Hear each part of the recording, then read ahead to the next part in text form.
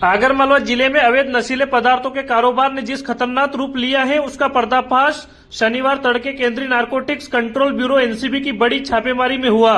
आमला क्षेत्र स्थित तीर्थ नर्सरी के पौधों की नर्सरी बताकर चलाई जा रही गुप्त एमडी मेफेड्रोन ड्रग्स की फैक्ट्री पर सुबह करीब 4 बजे नारकोटिक्स की विशेष टीम ने दबिश दी।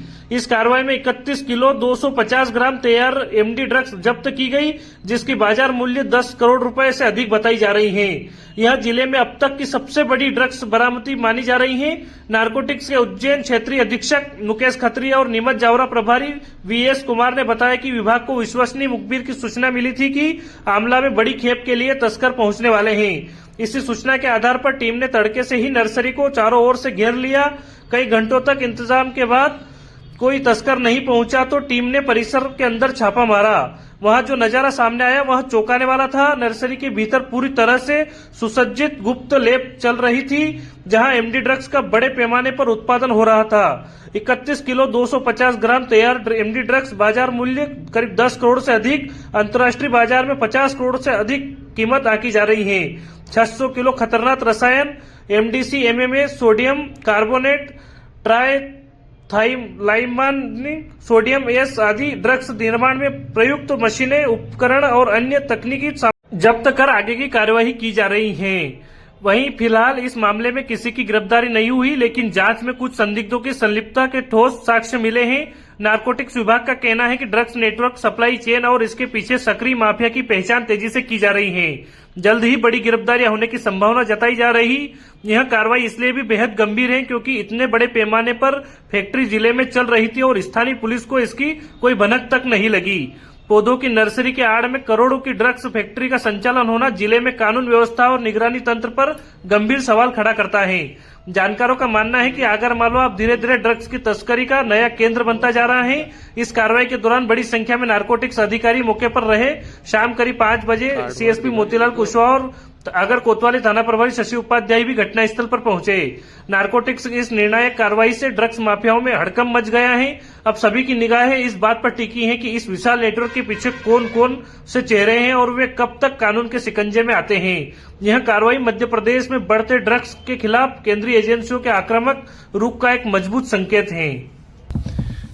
उज्जैन प्रकोष्ठ है हमारा एक, वहाँ एक सूचना प्राप्त हुई थी कि ये तीर्थ नर्सरी में एक अवैध रूप से, गुप्त रूप से एक लैब का संचालित हो रहा है और मनोह उत्तेजित पदार्थ मेफेड्रोन, जिसको आप लोग एमडी कहते हैं, उसकी यहाँ मैन्युफैक्चरिंग हो रही है। और हमारे पास ऐसी सूचना थी कि कोई व्यक्ति इसको आज लेने के लिए आने वाला है।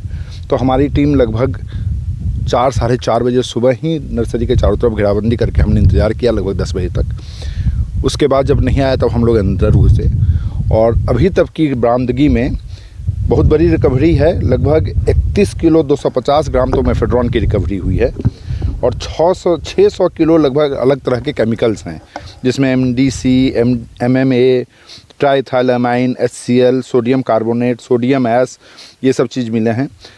लैब के इक्विपमेंट्स मिले हैं, मशीनें मिली हैं और बाकी कार्रवाई अभी चल रही है।